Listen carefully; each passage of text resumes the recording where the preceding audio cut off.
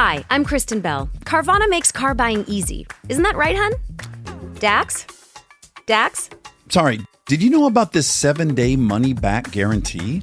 A week to evaluate seat comfiness, you say? A week of terrain tests? Yeah, I can test the brake pad resistance at variable speeds. Make sure all the kids' stuff fits nicely. Make sure our stuff fits nicely. Oh, Right. Still need to buy the car. Getting ahead of ourselves here. Buy your car with Carvana today. Were you looking for tight ends? We have one last show before the draft and one last position to cover for your fantasy football purposes. Lots of debates, lots of things to talk about, and that all starts now on Operation Domination.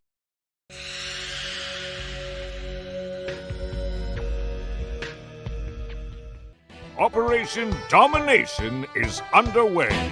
The ultimate game plan to dominate your NFL experience. With your hosts, Dan You gotta be confident about your Achilles when you Chase show up. Thornton, Yeah, I mean, I got him at Chris Hearing Dowhouse, about Mr. Pointless in fantasy in the sense and that Adam LaRue. Don't hope to win. Be great and dominate. Well, all right. We are back in the building. One more week to go as we record this on a Wednesday night till we get to the NFL draft. And I think I have to lead the show with this. The Fantasy Football Advice Network is going live from the Crow's Restaurant in Nashville, Tennessee for the first round of the draft next week, giving you full coverage on our YouTube channel at FF Advice Net, and we'll be simulcasting to a Fox Sports radio broadcast there in Midwestern Tennessee. So look out. Fantasy Football Advice is here and coming. As always, I'm your host, Dan Mader, joined with Adam LaRue, Chris D, and of course, Chase Thornton, talking about some tight ends to wrap up our NFL draft series. We got some help for this one, so let's get our guest introduced. Now, the moment you've all been waiting for. He's a guru, a player profiler, the one, the only,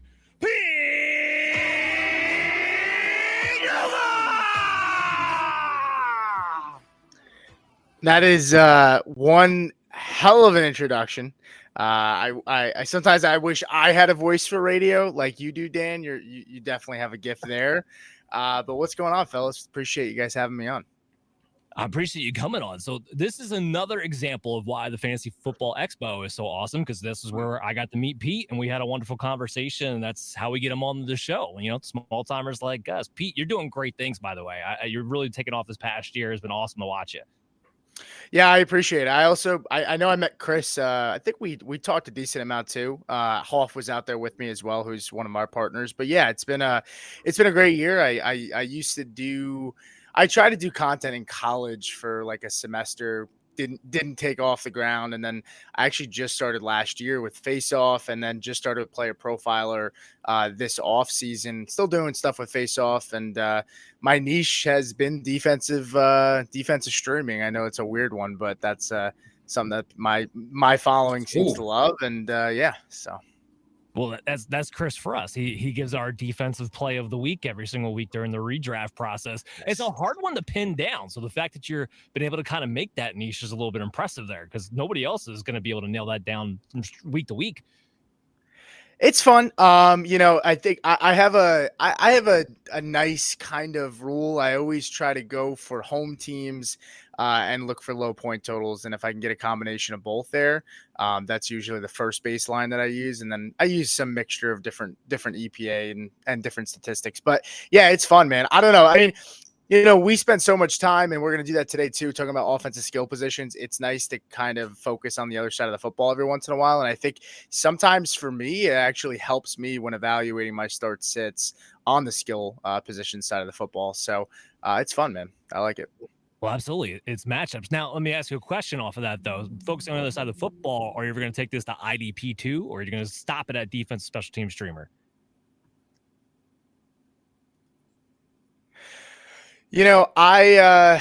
I have thought about the IDP route. I've been doing a little bit of fast draft stuff on Player Profile where they actually have a best ball format for IDP, which is pretty cool. If you're into that, you can use my promo there. It's Nova NOVA. But yeah, they do IDP format there. I've done IDP. I just haven't done content on it. It's a lot. You're really talking about a whole other side of players. So we'll see. I mean, if there's a market for it and people are interested in my opinion on it, I'd love to give out some content on it. So I was just curious because it's you're only one step away already as the guru. We are only one step away from the NFL draft next week, which I cannot wait for. So today we're talking about the tight ends. We did quarterbacks, running backs, wide receivers last week with Pat Fitzmaurice. All great episodes. You should be checking out on Operation Domination on your favorite podcast app. Pete, let me start off with this. Everyone keeps telling me what a great tight end class this is. And I don't know if I see it that way. I think it's a deep tight end class than what we're used to. But I don't know if it's a great tight end class. What's your take on this? I think it's a really good class. I think we've been really lucky as of late to have tight ends kind of come onto the scene and perform quickly. I mean, it's one of the slowest, if not the slowest developing positions in the NFL. You got to pretty much be a tackle as well as a receiver. So you're pretty much learning two positions. But I'm really impressed with the class. I mean, I like Tyler Warren. I don't think I would say he is on the same level as Bowers prospect-wise coming out. Now, it's easy to say that after Bowers had such a phenomenal year. Hindsight's 2020, so it might be obvious to say, well, of course not. But I think it's got a lot of depth, and I think that's going to be the exciting thing is we may get a nice kind of addition to the pool from a position that's pretty weak right now in fantasy football.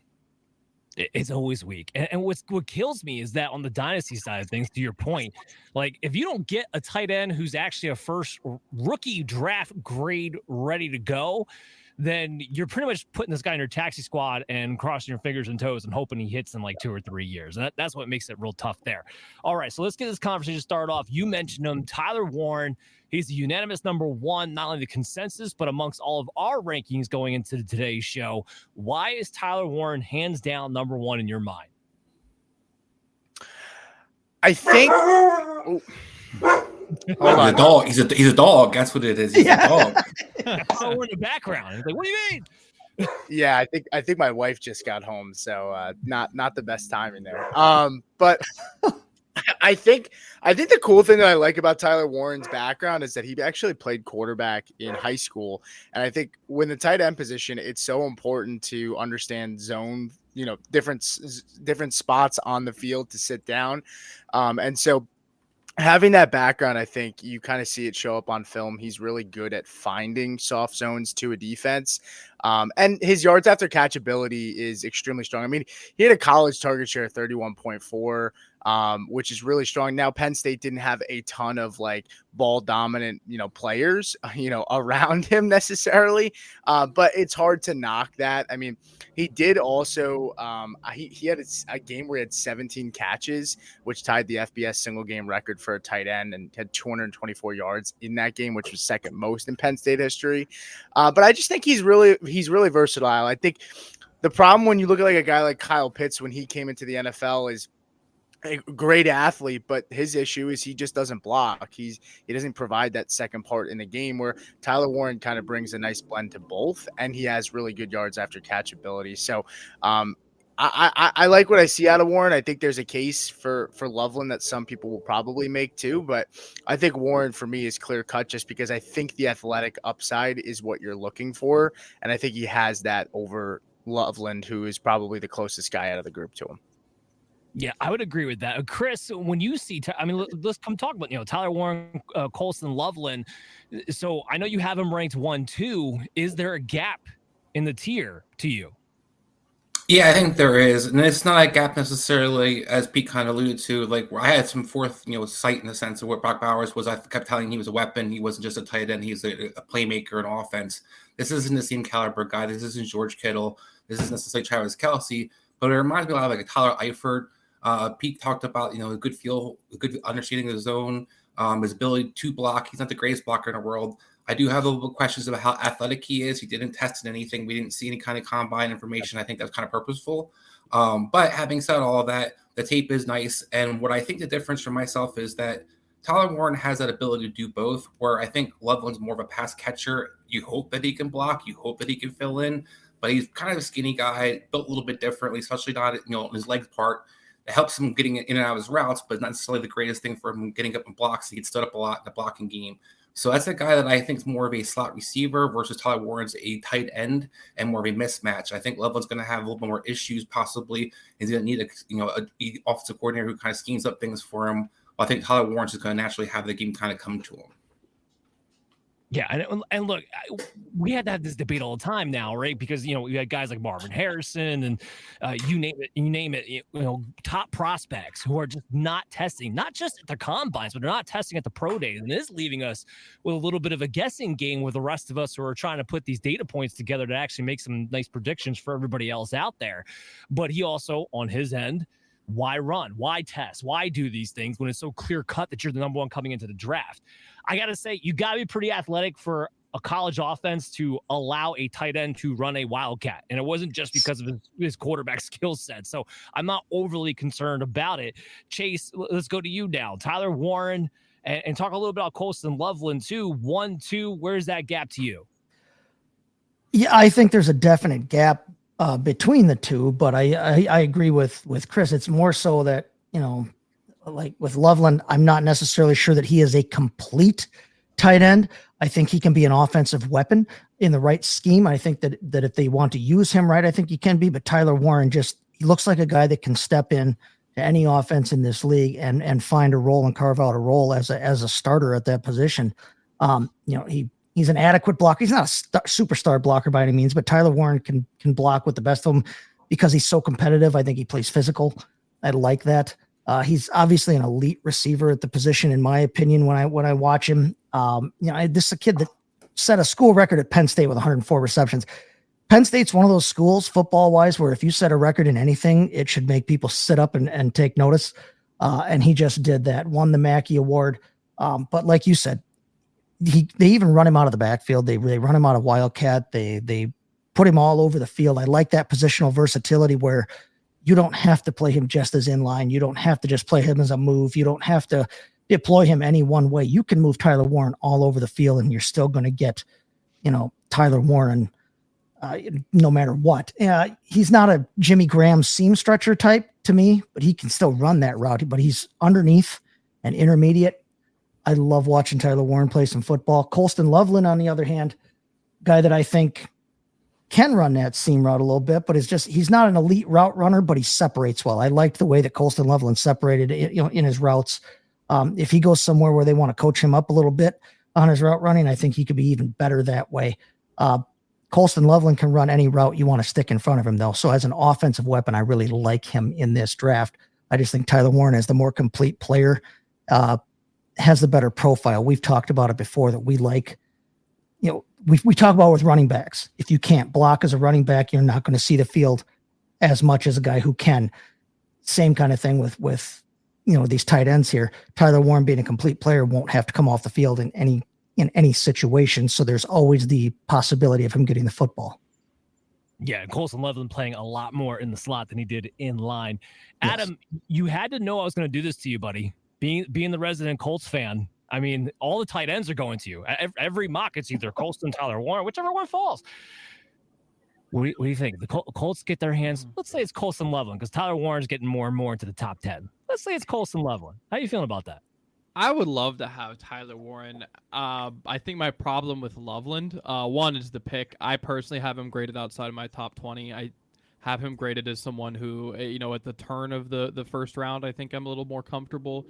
He, to me, is someone who, look, I think the reason that everyone wants to mock a tight end to the Colts is that they've been having this rotation at the position for such a long time. And I think the problem with mocking Colston Loveland is that you still need a blocking tight end with him. Like he's not going to be that inline guy. He's not going to be, he will to a degree. Sure. But the whole point of drafting a tight end would be to stop the madness of having 3 tight ends that get 33% of the snaps each. And I feel like, to me, I don't think you get that, at least in the first couple years of Colston Loveland. I like Colston Loveland. I think he's and I over the weekend, I shared this with you. I think he's a better version of a pre-injury Dennis Pitta, for example. Like, I think he is quick like that. I think he's got good hands. He doesn't have the long speed. And I don't think he blocks very well. So he's just someone who I don't think he's complete as a tight end. I think he's very good at what he does. I think he can be a very good big slot. But for a team that, I mean, I think we've talked about this ad nauseum for the last, like, as long as I've been on the show functionally, right? Like the Colts, especially with Anthony Richardson at quarterback, and knock on wood, at least in my opinion, that's the direction they should go. They need to be more physical in that regard, right? Like, you need to be a physical team. That needs to be your identity. So to go with a receiving tight end would be a little bit frustrating to me. Yeah, let me use the receivers first. DJ's coming, buddy. He's coming. Daniel Jones is coming. Hey, he'll target the middle of the field. He might be the key to unlocking the tight end on the Colts position. He might. Oh, I'm just kidding. I know. Adam gets so mad every time I bring that up. He's just like, it's all good. All right. So, I mean, for me, Chris, you talked about Tyler Eifert being your comp for Warren. And look, Tyler Eifert, had he not gotten a slew of injuries, we might have seen a much different career. But for me, when I look at Tyler Warren, I see a mirror image of TJ Hawkinson, of just a guy who's going to be able to beat a 3 down, but be a lethal volume weapon.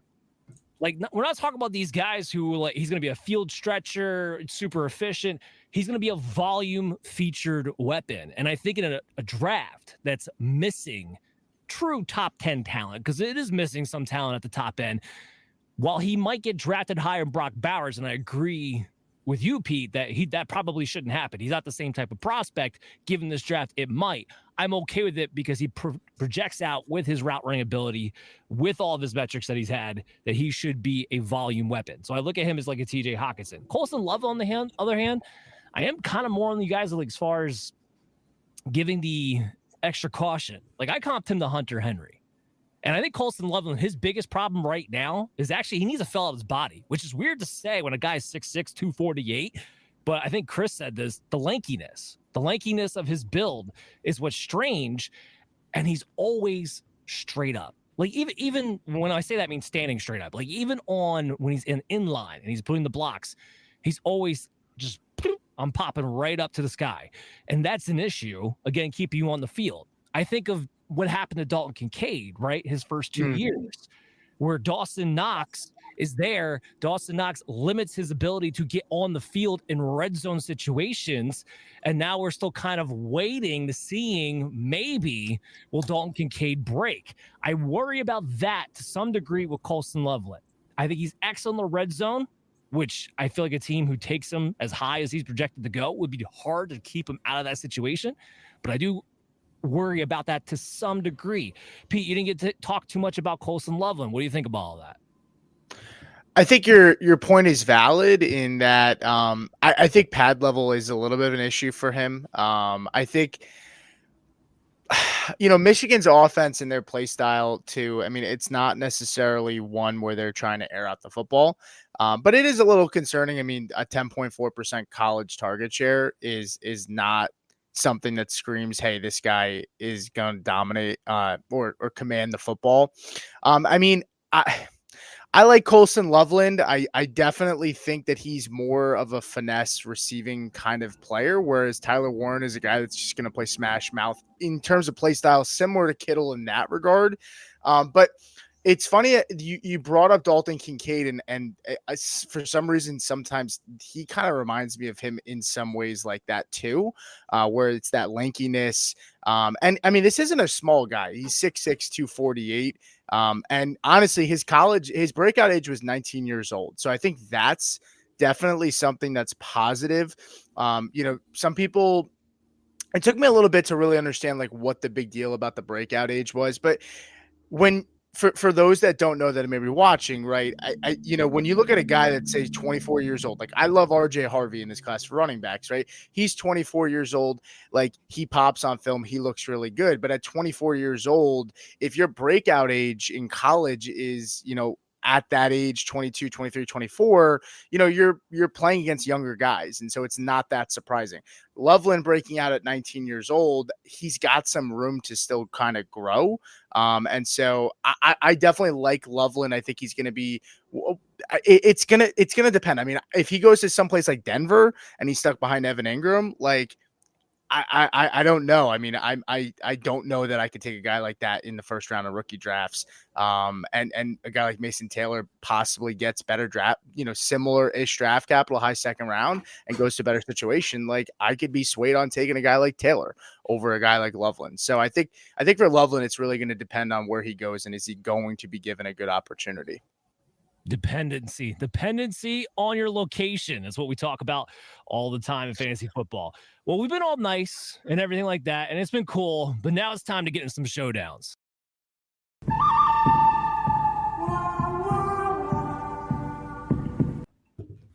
And anybody who's been watching this show, listening to this show, again, favorite podcast app, YouTube channel, FF Advice Net, you've been waiting for this showdown between me and Chris when it comes to Elijah Royal and Harold Fant, because we've been passing each other by, mentioning it while we're on other topics, and it's been gearing up.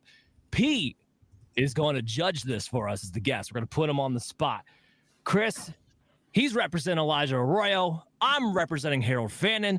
Chris, go ahead and take it away. First, shout out to the U. But Elijah Arroyo, look, this guy who's 6'5", 250, got a good wingspan. With the knocks you're going to have from is basically the health concerns, and then he had a 1-year breakout. Well, a lot of these tight ends had 1-year breakout. We all loved Tyler Warren. We kind of overlooked the fact that he blew up this last year. Previous to that was good, but not nearly what we've seen this past year, where basically a good quarterback and no weapons to throw the ball to.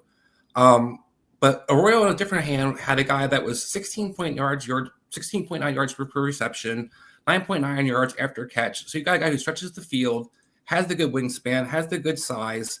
I actually think, and this is kind of what Pete was talking about earlier, I could be convinced to take him over Loveland. Has it not been for the injury history, I like the tape a little bit better.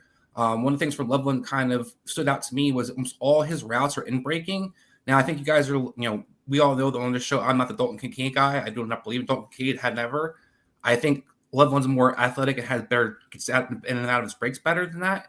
But Arroyo is actually one of those guys who I think is what we're looking for in that tight end, that pass catcher, the guy who glides in the field when the ball's in his hands, can use his feet well to get off in this as a big slot receiver, and has a willing blocker. He's not necessarily going to wow you in blocking, but he wants to get low. He tries to get involved, and it's something he's kind of still filling into. The guy was basically a glorified receiver when he got recruited.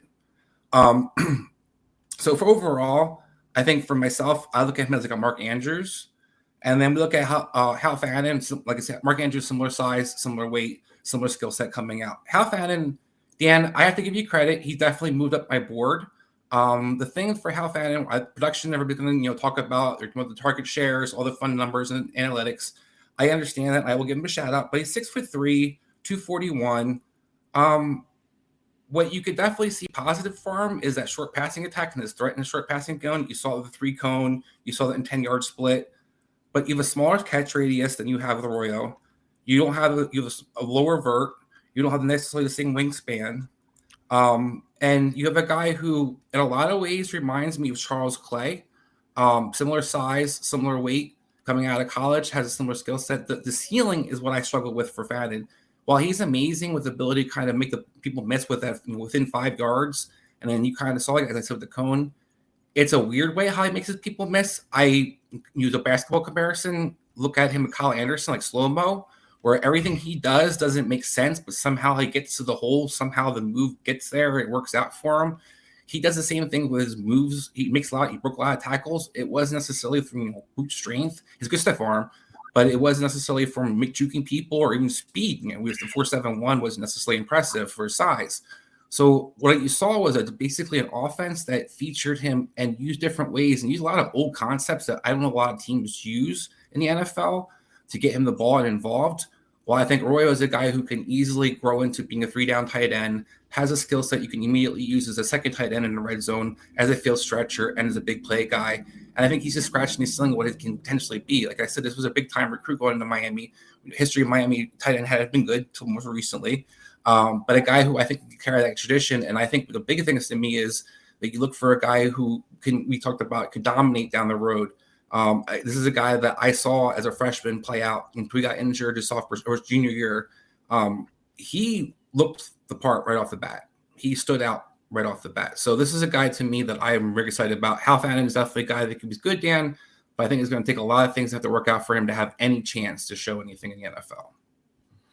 You want to know how it works? It's called football IQ and a tactician as a route runner. That's what Harold Fannin is. Look, this is somebody who just jumped on the board. In his junior year, his junior year was just as good of a season as Elijah Royal's quote unquote breakout year this past season. Now, yes, on Bowling Green, and I hear all about the low competition all the time from being in Bowling Green. But I want to point out something to everybody. This dude did it against the big boys too. Penn State, Texas A&M had two of his best games of the season. 11 catches, 137 yards, a touchdown against Penn State. 8 catches, 145 yards, and a touchdown against Texas A&M. These weren't just power conference schools. These are two of the top defenses in the nation this past year. Oh, and he graded out really well as a blocker in those games, and overall is one of the top 10 tight ends. I'm not saying we're going to line him up in line and have him take on 270-pound defensive ends every play. But what I am saying to you is that this is a guy, when you're playing those outside zones where those tight ends aren't necessarily lined up right on the line of scrimmage anyway, they're split out a little bit to begin with. He's a really good blocker who's going to do really well against linebackers, safeties, and DBs. And I think he can hold his own enough against a defensive line to actually be a 3-down tight end, something I don't think Elijah Arroyo can really do. I'll talk about that in a second. I'm also tired of hearing about the 4.71. The 4.71, yes. Did I want Harold Fannin to run a 4.5, 4.6? Sure. But the 4.71 is not a death nail when it comes to the tight end position. TJ Hawkinson, Zach Ertz, Cole Kmet, 6'5", Zach Ertz, Jordan Reed. That's the one I was waiting to tee you up on. Jordan Reed ran a 4.73. Wasn't really a problem for him. Why? Because he got open consistently. I think Fannin has a great pathway to a high ceiling because he has the skill set you need, again, to go back to my Tyler Warren comp of being a high volume threat. Now it's going to come down to draft capital. Elijah Royal, Harold Fannin, roughly the same projected draft capital as of right now, somewhere in that late end day 2. As long as that stays the same, I like Fannin a hell of a lot more. And Fannin's not even 21 yet. There's still a way to go. He still has more strength that he can put on. Do I have to say the numbers? Number 1 in missed tackles, over 1,500 yards, over 100 catches. The dude was ridiculous in every capacity possible. Now, you talk about Elijah Royal, and I don't want to get this twisted. Royal's my number 4 tight end. This is not I hate Elijah Royal thing. This is I got to put Chris back in his place thing more so than anything else. But he's a vertical stretch who doesn't do much else. Not a good blocker. I don't think he's a terrific route runner either for a guy who looks like a wide receiver, who runs like a wide receiver. Rounded breaks, doesn't sink his hips very well. Talk about guys who stand straight up all the time. That is Elijah Royal. Part of the reason why he had injury problems his first 2 seasons. And I'm just not all that enthralled with a guy whose big breakout season was 5th in receptions on a team that was led by Xavier Restrepo. Nice receiver. Not something I think this guy should be struggling to get targets and catches behind either. And he played a full 13 games. So I have questions about Royal where I think his floor, the ceiling, is a lot wider, a lot more variance than I think Harold Fannin is, who's going to wind up on a team that's going to utilize him as such. Pete, you go ahead. Let us know what you think about these players and who you think wins this debate. Yeah, I think you make a good point in terms of the variance. I think Arroyo has much more boom or bust. I think Chris makes a good point. You know, this was a really highly touted guy coming out of into college football, but the injuries definitely slowed him down. I have my hesitancy on Arroyo, who, look, he had a really nice day at the Senior Bowl, nice week at the Senior Bowl, and I think people were kind of in awe of his athletic ability, but to me, the injuries are definitely a concern. I think Dan makes a good point too. For his size at 250 pounds, 6'5", like, he isn't that good of a blocker, but I'll give to him that I do think he's a willing blocker. his technique just isn't there. So maybe that's something he can learn about. I would say on the Harold Fannin side, I definitely agree that I think Fannin has a chance to stick in the NFL much longer. Now he's 2 inches shorter and 10 pounds lighter, but he also, when you talk about pound for pound, he fits into his frame better than Arroyo. So where he's maybe a little bit smaller, he still fits well in his frame. And yeah, I'm not really super concerned about the 40 time, but I would give it to Dan here. I think the point of, putting up big games against two big teams in Penn State, and I think it was Penn State, and what was the other team, Dan? Texas A&M. Texas A&M. Yeah, I mean, the fact that, you can kind of show up in those games that, look, showing up players Texas A&M will get drafted, by the way, but go ahead, I'm sorry. Your defensive line. I think Dan's point of look, when you think of Miami, they had one of the better offenses in college football last year. 16.9 yards per catch as a tight end. Who else has done that? I know. When's the last time that's happened? 35. I think ceiling is higher for Arroyo. I think floor is much higher for Fannin. I think it depends on what you're looking for. But can I ask you guys this real quick? And then I'm not, definitely Dan got it. But you guys keep saying the volume thing. What offense is going to feature a guy who runs 4.71 at 6'3", 240 pounds, and most of his routes were within 5 yards to 7 yards of line of scrimmage? I see teams using the receivers, the slot receivers for that. I see teams use other guys who are trying to get them involved. I see them using the running backs. I don't see a team who's going to feature this guy the way that Bowling Green did, where, like I said, they were running wing T offense, basically to involve him to get him the ball. So that's where I have a lot of questions. How much commitment is there going to be to get this guy involved? And this is my thing with Dalton Kincaid. I give him that Fannin's a way better tackle breaker than I thought Dalton Kincaid is, and way younger, by the way, as well.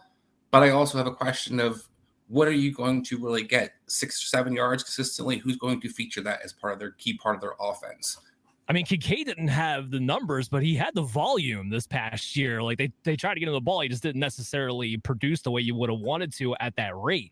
But he was a featured part of that passing game. And again, I'll just go back to Jordan Reed. I mean, Jordan Reed fits all those measurables you just pointed out. And Fannin has just as good of a burst score. I mean, he's got his 10-yard split was second.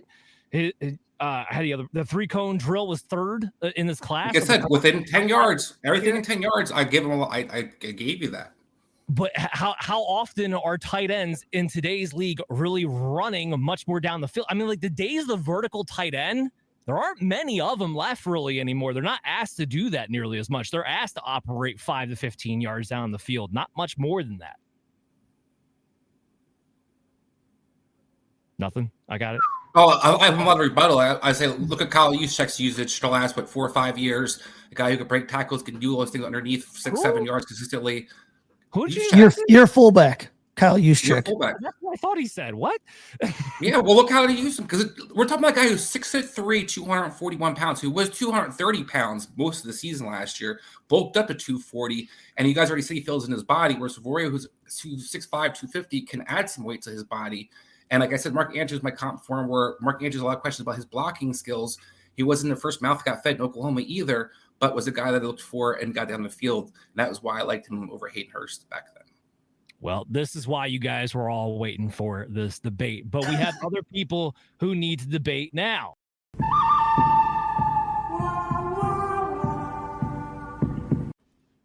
All right, so now Pete's going to be in the hot seat, and he's going to be taking on Adam, because Pete likes Mason Taylor, while Adam likes Oronde Gadsden. Chase is going to be the one to judge it. Pete, state your case. Yeah, so I've been a really big Mason Taylor fan since the process started. I think when you look at Mason Taylor and when you I talked a little bit about before, but when you look at the tight end position in the NFL, you're looking for balance. That's the best way that I can put it. It's nice to look for guys, and the two guys that we just talked about are the exact opposite of balance. They're two guys that, have decently high ceilings, but they're not the most well-rounded players at the position. Mason Taylor pretty much checks off all the boxes for me. He's a solid blocker. He's a guy that's going to likely be on the field in pretty much any situation. And I think it says something to be a guy who started all 3 years at a program like LSU and has that pedigree of coming, from a family of obviously Jason Taylor. He has that bloodline and lineage. And when I look at Mason Taylor just in general, I mean, look, 55 receptions, 546, 2 touchdowns, college dominator rating of 11.5%. College target share wasn't that high, but he's in a really good offense that features a lot of really good players. Now, maybe not this year as much, but you look at the year before and, you had Brian Thomas Jr., you had Malik Neighbors too. And so I don't know. When I look at Mason Taylor, he jumps out on the film for a guy who he's decisively maybe not the fastest guy, but he showed up really well in the combine too. I feel like when you looked at all the tight ends, guys like Warren who didn't test, I don't think Arroyo tested either. You had Fannin who tested, and we just talked about that. It wasn't as sexy and what we were looking for. I look at like a Dalton Schultz kind of comp where, it's not, he's not the most exciting player, but he's a guy that will likely stick around for a long time. I'm not foaming at the mouth saying, Mason Taylor's a guy that I can't wait to get my hands on in fantasy, but this is a guy that I think is going to stick in the NFL for a while. And when it comes to tight ends, that's something that's important to me, right? Not a guy that's going to flame out quickly. It's a slow developing position and coming from that lineage, I think, he's a capable blocker, like I said. And so I don't know. I really like Mason Taylor. I mean, the other guy we're going up against here is Gadsden, correct, from Syracuse? Correct. Right. So, I mean, Gadsden from Syracuse, I'll say you have to be an elite athlete for me at the tight end position if you're not that great at blocking. Lower body strength is a little bit of a concern when I watch him. I did like the tape from Syracuse, but look, he lacks play strength as well. Like he's not a guy that's kind of fighting through tackles as much. And the blocking technique, as I said, kind of remains a little bit of question mark. He is an athletic player, 6'5", 243, a young breakout age at 19 years old. He's 21.7 now, which is definitely encouraging, as we said before, but I don't think he's likely to go in the first 2 in the first 2 days. So he's probably getting day 3 capital. And if that's the case, when it comes to tight end position, there's so many Jags and just guys, and a guy that's not going to get, day 1 or day 2 capital, which I think Mason Taylor does get. I mean, there's rumors that Mason Taylor could even be as high as the Eagles at 32. I don't think that actually happens. Todd McShay is talking about it as a possibility, but I think Mason Taylor is going to get the higher draft capital, and I'd rather take a chance on a guy that's going to get the higher draft capital that likely stays. But I mean, I'm all for drafting guys that have high upside, late in rookie drafts at tight end as well. That's usually a fun spot I like to target too. But that would be my case for Taylor over Gadsden. All right, Adam. Why is Gadsden? You got him at number 4. Yeah, I like Gadsden a lot. I think the first thing that I'll throw out there is I agree he's not there at a run blocker yet, and I agree on the play strength portion. What I'll say there is, I mean, he switched over from wide receiver to tight end relatively recently, and I think with that in regard, I was impressed as a run blocker, like with that context in mind. I think that he's made leaps and bounds since that sophomore season, especially considering that he did not play last season or only played a game and a half due to injury. And with that being said, I thought he looked, for a guy who had a list rank like a year ago or a little bit over at the time of the combine, I thought he looked very athletic. Again, with that context in mind, and he was a bit more of a field stretcher when we saw him that sophomore season getting 16 yards per catch. One of the things that I was really excited about him in terms of potentially being able to fill out that frame a little bit more is, I mean, he is a guy with 67th percentile arm length and 85th percentile wingspan. He's got range. He's got a massive catch radius, and I think he uses it fairly well. And I thought it showed up in blocking too. Again, agreed with the actual power portions of it. But when you saw him with guys that matched up a little bit better strength-wise, he was able to keep them off of his body because he has longer arms than, I mean, candidly, some of the DNs in this class. And I think that's really impressive, and somewhere where, I mean, it's a 180 in regards to Mason Taylor, who, no doubt in my mind, the much more technically proficient blocker at this moment in time, but a guy who is kind of, stuck in that regards with a 21st percentile arm length and a 41st percentile or 45th rather percentile wingspan. Just someone who, I mean, look, if you get like up in his chest, like the D lineman's going to win. And ideally you're avoiding that situation. He is someone who I actually have the same comparison in Dalton Schultz, so no disagreement there. And also, I'm not going to disagree in regards to him potentially being the safer pick and the guy who, longer NFL career. I think for me, at least in regards to a pre-draft ranking, I'm not necessarily going to take those things into account from a pure fantasy perspective. If put into their best position, I think Gadsden results in better fantasy production. Better NFL player, I wouldn't argue that strongly against Mason Taylor.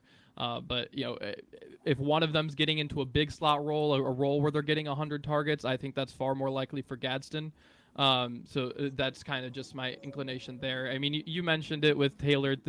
He hasn't been like a massive target earner. I don't disagree that over his career there that, there's been a lot of talent, but it wasn't that crazy at LSU this past year. And Nussmeier was a really good quarterback, so I'm not necessarily questioning him on who he was getting the ball to.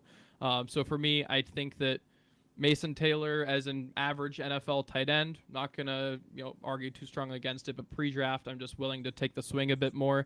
If NFL GMs disagree with me too hard, then I'm going to adjust for draft capital post-draft anyways, so that's no problem. I'll probably flip them if Mason Taylor, for instance, goes in the second and Gadsden goes in the fifth, then I would switch it by draft time. And thankfully, I'm not drafting Dynasty or at all right now. So personally, should. Nobody. Make it very clear. All right, Chase, decide. Okay, let me preface this real quick by saying that I have Gadsden ranked one spot ahead of Mason Taylor. And yeah, Pete, you're much more optimistic on Mason Taylor than I am. But Adam tried his best to give that argument away there, apologizing for his dude so much, it felt like. But just let me go through my notes real quick on these two here. You mentioned, Pete, balance in terms of a tight end. We had just talked about that, about how, I had talked about how I like the idea of a guy that is going to be on the field more. I think can find himself on the field more. And I do like that with Mason Taylor. The other thing I like about Mason Taylor is his literal contact balance. I think that I have a note here. I like him better with the ball in his hand than beforehand. I don't like him necessarily until he gets that ball in his hand. One of the things I really like to see it when Mason Taylor actually can catch the football and turn upfield and do something with it. It seemed like every time I watched film on him, every target, and Nussmeier, people can have their opinions on him, but it seemed like every time he targeted Mason Taylor had to make some kind of a reaching, diving, sliding, twisting, adjust to the football catch. I don't know what it was specifically about his targets that Nussmeier kind of seemed to go asleep on. But once Mason Taylor gets that ball in his hand, I really like to watch him play football. I think he adjusts well to the ball to that point too. So I saw a lot of that, and I like those things on him there. With Aronde Gadsden, he's 6'5", but there's times on film where he looks like he's 7'5", and that can be a good thing and a bad thing. I mean, sometimes it's because he's reaching all over the place. Adam alluded to his 12.5-foot wingspan at like an albatross, but there's also times trying to come in and out of breaks where he's not quite as sharp and crisp as I'd like to see. And I get that's probably tough at 6'5". I'm 5'5", so I don't have that problem. But the thing I like about Gadsden is that I think he is a guy that you can move around the formation a little bit, whereas I see Taylor a little bit more limited in how you can deploy him there. And I think that speaks to the idea that Gadsden comes from, as Adam said, comes from that wide receiver background there. He's got nice natural hands, I think Gadsden does. I like his body control in the air. I like him around the boundary. The way that, his awareness of where he's at on the field. He's good at contested catches, which is good because I don't see a separator when I look on film from him.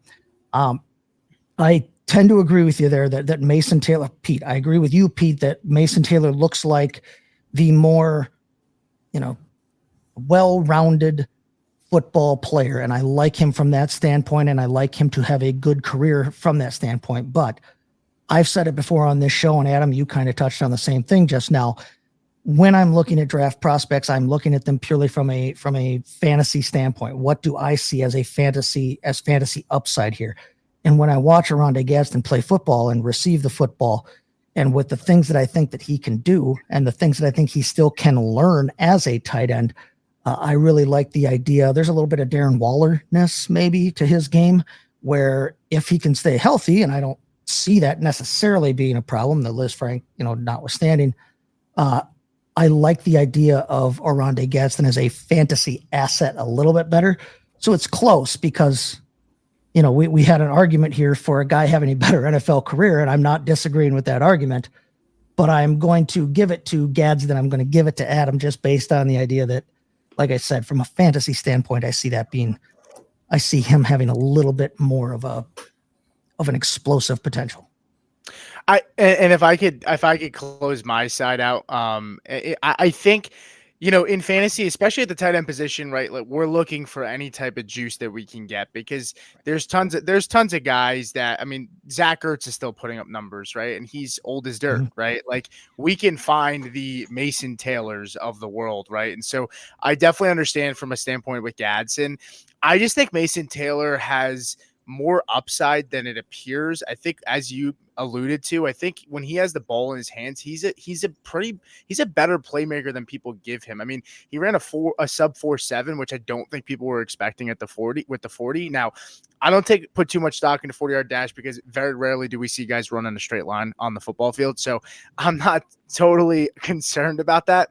I think with Gadsden, I think my fear is we talk about developing, and when it's such a hard position to develop at, and you're that weak as a blocker, I worry about how much time the NFL is going to give you. And at that point, in rookie drafts for me, I'd rather swing on a running back likely that, like, in those rounds. I know we're kind of shifting conversation a little bit, and I don't mean to take it that way, but in my head, like, I'd rather take a shot on a third round rookie draft, or a third round running back in this rookie class, or even a guy that goes in the fourth or fifth round, because it's such a deep class and there's a lot of talent, over a tight end who's probably going to get day 3 capital and it's going to be a project, and likely you might end up dropping him after a year because you have no patience anyway. And again, my concern is I don't think he's a good enough playmaker to get him on the field enough as a pass catcher, because he lacks as a blocker so much.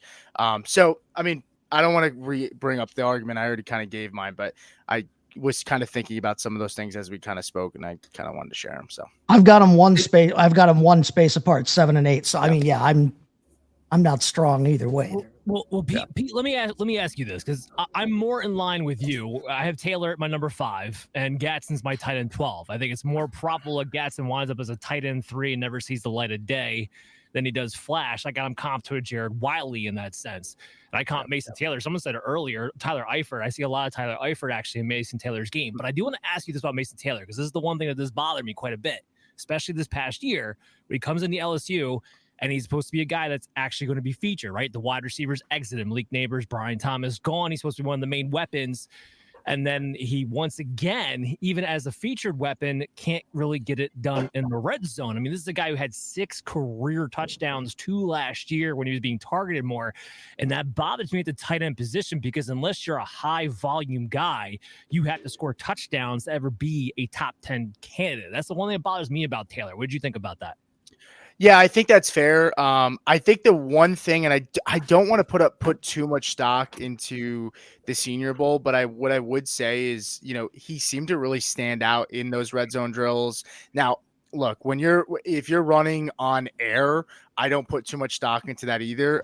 But he seemed to hold his own pretty well against other competition, and I liked seeing him run routes and be able to separate, because that's a concern.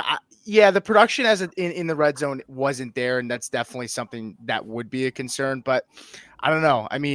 I guess I hadn't really thought about that too much. I'll give you some credit there, but it's not something that's overly concerning. I get that they lost some weapons. You would hope that he would take a step forward there, but to me, the fact that he was even a starter at LSU as a true freshman is in and of itself a plus for there. So I can understand the level of concern. I don't really have much to kind of push back on that and say this is why you shouldn't be concerned.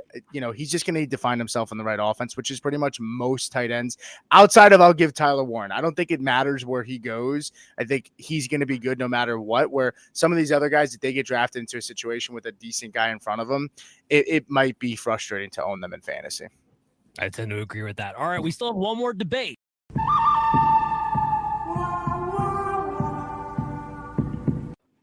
All right, Pete, loosen up those shoulders. I know you just went hard round. You got another round you got to get in here, bud, because you're going to be doing Terrence Ferguson versus Chris, who's representing Gunnar Helm. Adam is going to judge. Chris, we'll have you talk first since Pete needs a break. So, look, Gunnar Helm's a guy that everybody's just going to kill about athleticism because we saw in the combine. He's 4.84. He didn't have a good vertical. I don't know if he was injured. If he's not injured, I'm not really sure. What I do know for a fact was what I saw at that combine, it was not what I saw on tape going in. And I initially penalized him, and I kind of pushed down the board. We talked about our show and reactions to some guys, who definitely suffered in the combine. But going back, I look at a guy who, Pete talked about it. Gunnar Helm to me is a guy who can do a little bit of everything, and that gets you in the field. Chase talked about that as well. We want to find guys who can get out there. Gunnar Helm's a willing blocker. That's kind of how he came up in Texas. He has a chance to kind of shine. Came this year where they moved him from the inline to outline and kind of allowed him to motion. But I like that flexibility where he has familiarity with both being used in both things. You see a guy who definitely has a basketball background, and that's what I look for guys when it comes to for tight end positions.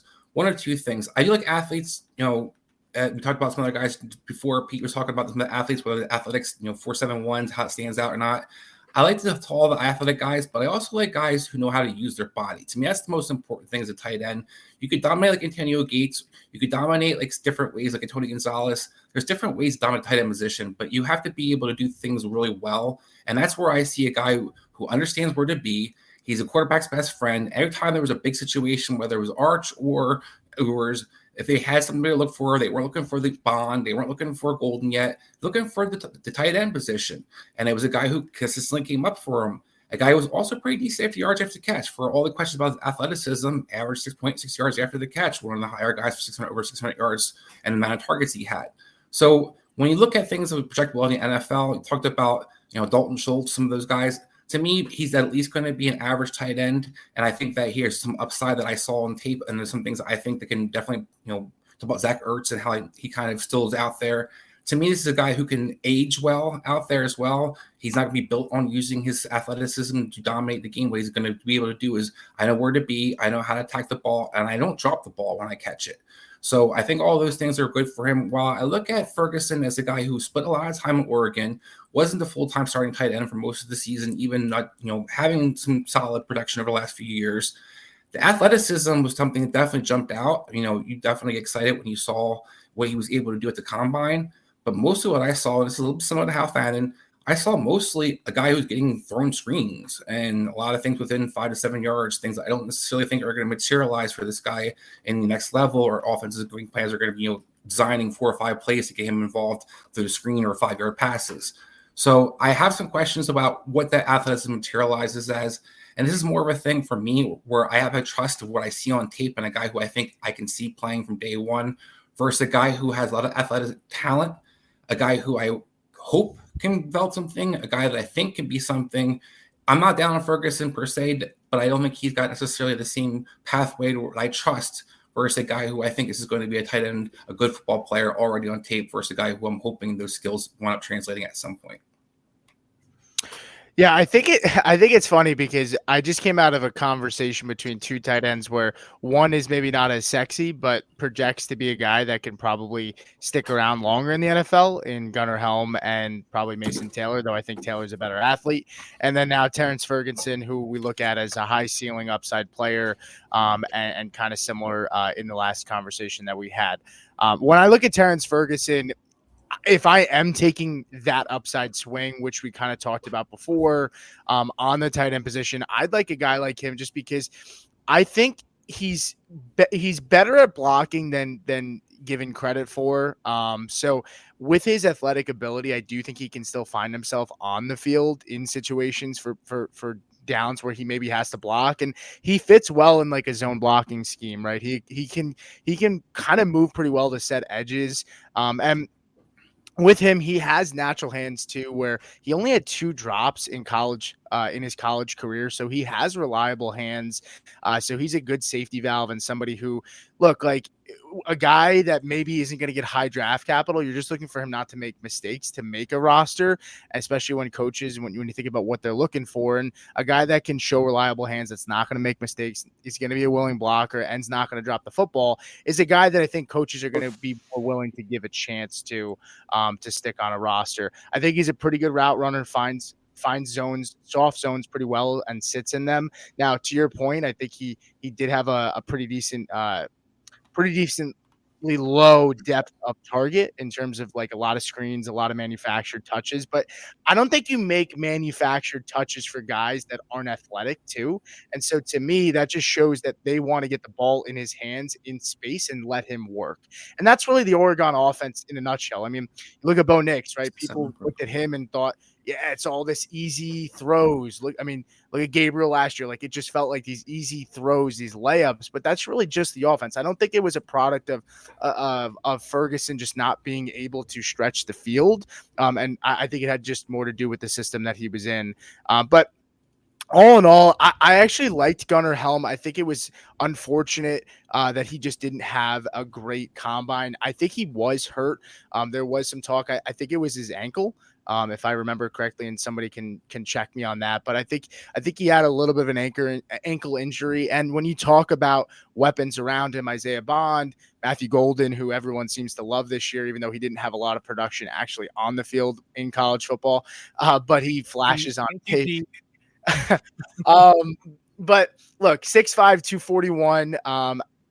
I mean, he didn't have a huge target share, but he had decent players around him in a good offense. I wish he would have done more, but overall, he just looks tight on the field when he runs. He's not fluid. He just reminds me of a dude that's just, when you look at like a plotter running back, like if there was a description for what that would be for a tight end, like that's what he reminds me of. Like, just slow, heavy feet, like just, but he can anchor. He can be a guy that can stick around in the NFL. It's just for fantasy football, you guys kind of alluded to it before. Like we talked about it, like he's not sexy, though. I think when we talked about Mason Taylor, I think he has that upside and has some more yards after catch ability. With Helm, I think he's going to stick in the NFL. He played at a big time program, but I just worry that like, what's his ceiling for production? Like a tight end, like a Mo Alley Cox. I'm not saying he is Mo Alley Cox, but that's just what it reminds me of, like a guy that scores a couple touchdowns, and has like 15, 20 catches on the season kind of thing is what I would think, where he's in there for blocking downs. He can run block and all that. So, yeah, I mean, that would be my argument there. Gunnar Helm was the guy at the combine who false started on his 40 attempt, twisted his ankle, and then still completed all of his drills at the combine. So in his defense there, I agree with you. He doesn't look fast to me, but in his defense, yes, he was injured at the combine. And he did it on his 40 attempt, in fact. Yeah. What's interesting about this conversation, unlike the last one, is that there's not a gap in draft capital. I mean, right now, projected draft capital for Ferguson's 97, Gunnar Helm's 103. Like they're neck and neck. So, Adam, this will be an interesting one for you to judge. Go ahead, bud.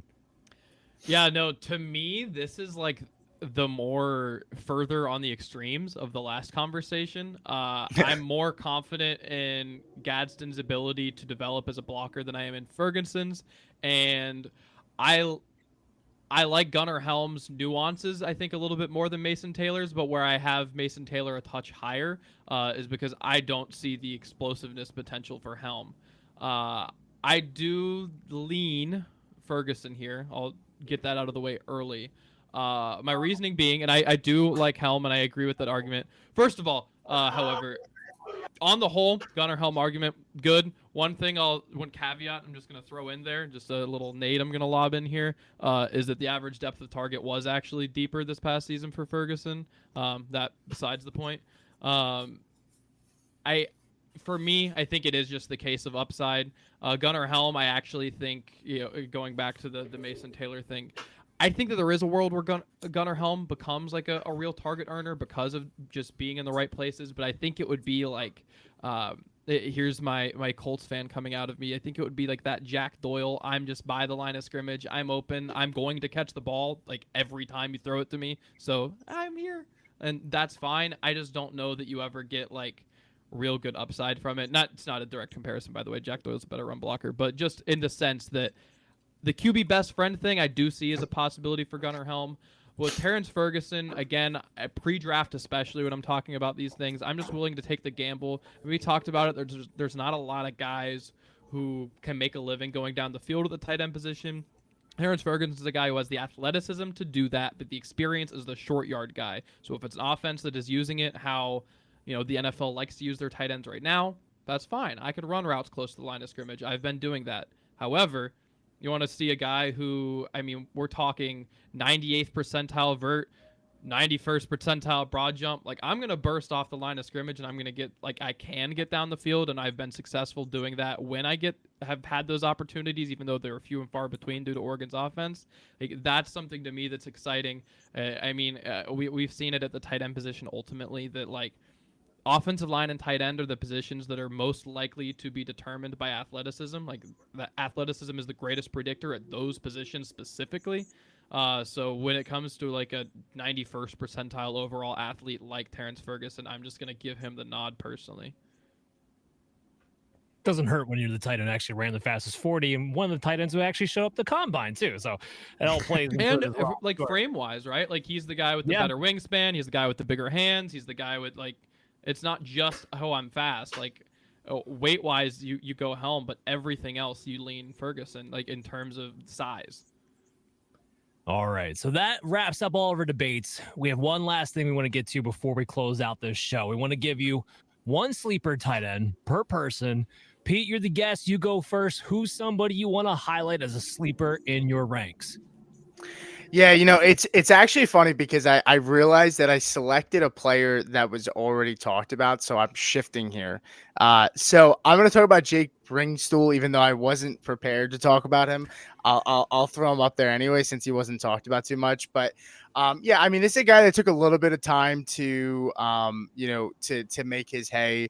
I believe he only had 3 catches as a freshman in college, but he projects really more as like a specialized passing game weapon. And again, this is a guy who likely would be a 5th round kind of dart throw in your rookie drafts, right? Maybe even doesn't even go drafted, but we talk about upside and swings. And if I'm going to draft anybody, I'm really looking for upside. I mean, you're not really looking for safe late in rookie drafts, but he's got a decent blend. He played basketball, right? So he has that basketball-ish frame at the tight end position, which you love to see. A lot of comps you'll look out there. People think like Josh Wiley, another kind of tall, lanky pass catcher. But coming out of Clemson, it wasn't necessarily, like I said, he bursted onto the scene. Again, I wasn't necessarily really prepared to talk about him, so I don't have stats in front of me for him specifically right now. But that'll be my short and sweet on him. Someone who I think could be worth a dart throw. Just because of his athletic ability, and I think there's a solid chance maybe he gets round 5, round 6 capital, which wouldn't be too bad for a guy with his athletic profile. Well, I'll help you out a little bit with the stats because I do got him in front of me. So he had 73 targets last year, 49 catches, 531 yards, 7 touchdowns. So not bad production all the way around. Was in the top 40 in missed forced tackles, top 8 in contested catches, and he ran a okay 1.27 yards per route run. Not bad when you're talking about a day 3 tight end with some upside there. So yeah, nice pick by you. He is somebody who is consistently being drafted in the NFL draft, which is another big thing with some of these tight ends. We talk about them later on. Chase, I want to get to your sleeper guy. Who do you got? Chase, I think you're muted or something. There we go. Hey, how's that?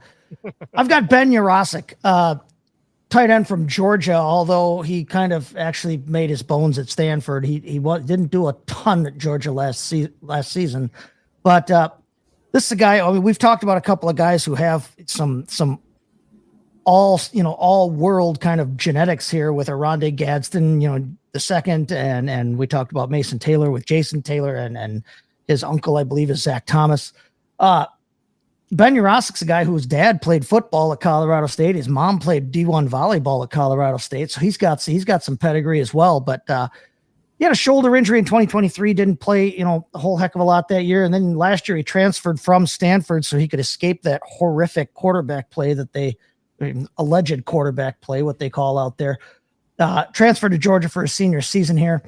Kind of ended up playing behind Oscar Delp and Lawson Lucky. Both those guys were returnees as they kind of tried to figure out who was going to replace Brock Bowers for them.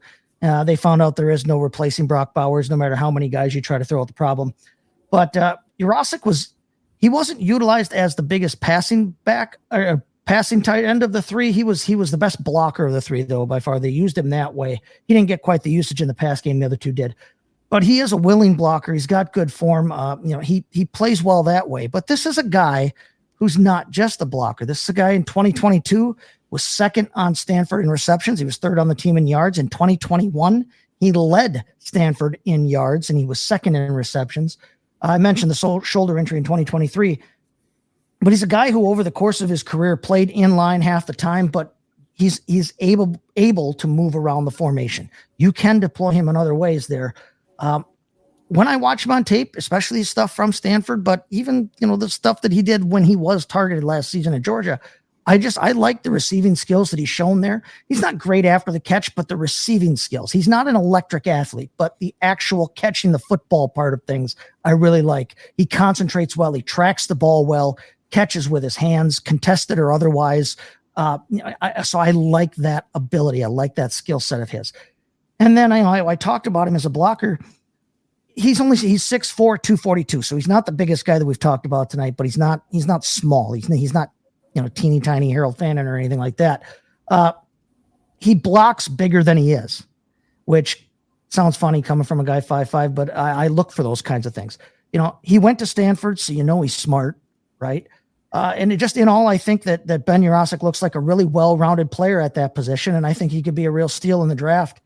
I wish he could have played with an actual quarterback at Stanford, so we could have seen, he may not have transferred for that senior year. He may have stayed there and actually been able to put forth some production that would still stick out in people's minds, because I understand we're drafting in 2025, and the last time we're talking about him as a producer is 2023, but this is a kid that can play some football, if he's healthy and if he goes to the right spots. So Ben Urosic, somebody's on my radar. All right, Chris, let's hear from you. Yeah, I'm going to go with Jaylin Conyers from Texas Tech, a guy that went to Arizona State previous, a guy who has a really nice wingspan for his size, about 6'4", 260. I like that he was 275 for most of the season. He played at moved. Which I like about that is the sense that he actually lost weight for the combine. One of the big knocks on him was kind of his effort all the time. It was he a guy that's always going to give it all. But we talk a lot about our excitement about our number one tight end on our boards. Tyler Warren, all the things he can do, how they use him in a wildcat, how they have him throw touchdowns and all those things. Well, Jaylin Conyers did all those things too. Jaylin Conyers threw 2 touchdown passes. A guy would line up at fullback, line up at H-back, line up all different places on the field, has been utilized as a running back as well, had 20 carries a couple seasons ago. So a guy that you can see utilized in a lot of different ways, has been a weapon. And like I said, the big knock against him had been that, isn't always going to get the all-out effort. Is he in shape? You saw some progress with that. You see a pretty good athlete. You see guys who are much smaller than him run similar 40s. And I like the vertical. I like the ability to go high point the ball. So I'm big on guys. If you're going to be a seam stretcher, it can't just be fast since they stretch the seam to be able to go up and tackle the ball. And I like the power forward body, Dan. I like a guy who looks kind of Draymond Green in a sense out there, has really long arms, has a good body, kind of blocks you out, but also, like I said, able to high point the ball really well. So Jaylin Conyers is a guy that people aren't talking a lot about, been pretty productive, and like I said, has a lot of different ways to get on the field. Cheat code phrases in fantasy football: quarterback mobility, basketball player, tight end. I mean, we're gonna have to coin it. We gotta come up with a better phrase than that, but we're gonna have to coin that somehow. Adam, what do you got? Yeah, for me, I mean, candidly, like outside of the guys we talked about at the top, he's the only one who just meets like thresholds that I have to care about you for fantasy as a tight end. And look, we talked about it off the jump of the show about the narrative around the tight end class. I think I'm a little bit lower on it than the average person, to be candid. But Joshua Simon to me does meet some of these thresholds. Talk about the athleticism. I mean, admittedly, some of the explosiveness doesn't necessarily show on tape as much as I would love, but you love that it's in there at the very least. But look, 96th percentile wingspan, 83rd percentile arm length, literally meets the offensive tackle thresholds at arm length. Massive hands, good 40, good better 10-yard split as far as the 40 goes, and the burst score is outrageous with a 93rd percentile vert and a 91st percentile broad jump. Someone who started his collegiate career at Western Kentucky. He is a doctor in the sense that he spent 6 years in college. Having said that, he is an early breakout in the sense that you wouldn't think it based on the statistics, but his target earned percentage is actually fairly high those first 2 seasons, especially the second, because that Western Kentucky team couldn't throw the football for shit. No better way to say it. Like, I think they had 1,900 yards his sophomore season. He got 400. Damn it, that's like 20%. So, like, it's kind of the reality of the situation he was put in. I think he made the most of it. Transferred out to South Carolina, where first season of South Carolina didn't do too much, but he was in a bit of a timeshare. His yards per out run was actually pretty solid, and this year, was for the most part the guy. As far as his hands, I thought they're on the whole average, but something I really liked is he didn't have too many drops in traffic. It felt like he wasn't that worried about getting hit, which is something at the tight end position that I like to see. You get a little bit of slot, like big slot, and actual inline tight end versatility. It wasn't my favorite run blocker, to say the least. And the route tree definitely has some polishing, but just to know that the athletic upside is there, he's got the frame.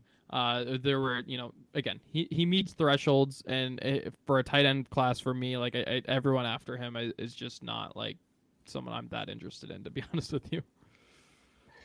I like it. All right, so I'll wrap it up with my guy, and that is Thomas Fidone. Love him, from Nebraska. And this is the reason why I love him, especially as a sleeper. When you're talking about these guys who are going later, I want somebody who has a chance to play all 3 downs. I actually kind of comped him to Hayden Hurst. Reminds me a lot of that skill set. Not going to blow you away with his athleticism, but does run good routes underneath. Can be that chain mover. Can be that quarterback best friend. At the same time, he's not an awful blocker. He might actually be left on the field in certain situations in short yardage and goal line and everything else. Was in the above average category according to PFF for his run blocking grades. 6'5", 243. His athletic combine was fine. It wasn't great, but it was fine. 4.7 flat on the 40, was 6 in his 10-yard split, was 3rd in his 3-cone drill, which shows up on tape with the way he can run routes. And Adam, you talked about your guy having offensive tackle measurables, 34-inch arm, 10.5/8 hands. So Fidone can play the in-line, and he was able to play 50-50. He played in the slot and on in-line almost about 50% of the time. So the guy can do both. The guy's not going to go to day 3, but I think he's a starting caliber NFL tight end who you'll probably get a pickup off your waiver wire after your rookie drafts are done. Stash him on tax squad, depending upon where he lands. 1.41 yards per route run, not too shabby there. And he was also 24th in missed tackles forced. That's what I said. Like, this is a bigger guy who's not flashy, but he can do all the little things you're looking for a starting tight end, and who could be maybe a top 15 tight end fantasy producer at some point in his career. With that, we're going to wrap up today's show. Pete, I want to thank you so much for coming on, banging out these tight ends with us. It was wonderful to have you on. Absolutely. I think you fit really well with the group too, actually. But what do you have working on? Where do you want people to follow you at? So I am currently working on...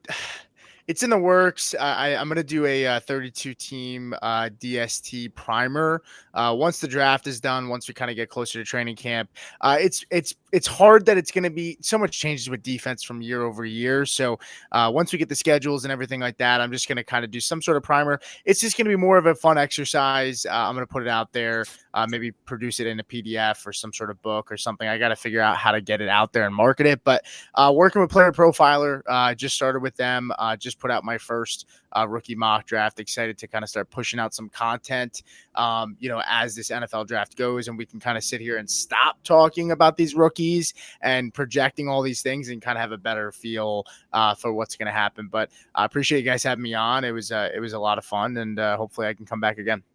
Oh, we'll definitely have you on again, Pete, for sure. Are you going to the Expo this year? I think I am. I think Hawes going to come with me too. I think we're going to make the drive up together. So awesome. We'll definitely be seeing you there. Fantasy Football Advice Network, we are sponsoring the event again this year. So, we'll all be there in full force. Can't wait for that. Also, can't wait for the draft next week. So, again, go to our YouTube channel at FF Advice Net. You'll be able to find us on there. We're going to have a big draft event from the Crow's Restaurant in Nashville. We are doing a second day too, but we're only going to be available if you're in the Midwestern Tennessee radio station, Fox Sports Station area. So you won't be able to see that on the stream, but first night we'll be live giving away stuff, having a great old time, and giving you a lot of information in between. Download Operation Domination on your favorite podcast app.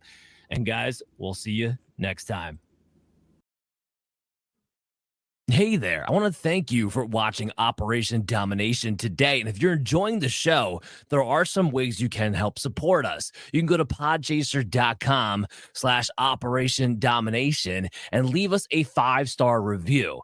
And you can do this on any podcast platform or on our YouTube page when you go to @FF Advice Network. This completely helps out the show be able to grow, and also leave us comments to let us know how we can curtail the show to you, because you are the most important member of the show. So again, go to podchaser.com/Operation Domination to leave a 5-star review and leave a comment wherever you listen or watch the show, and we'll help better serve you.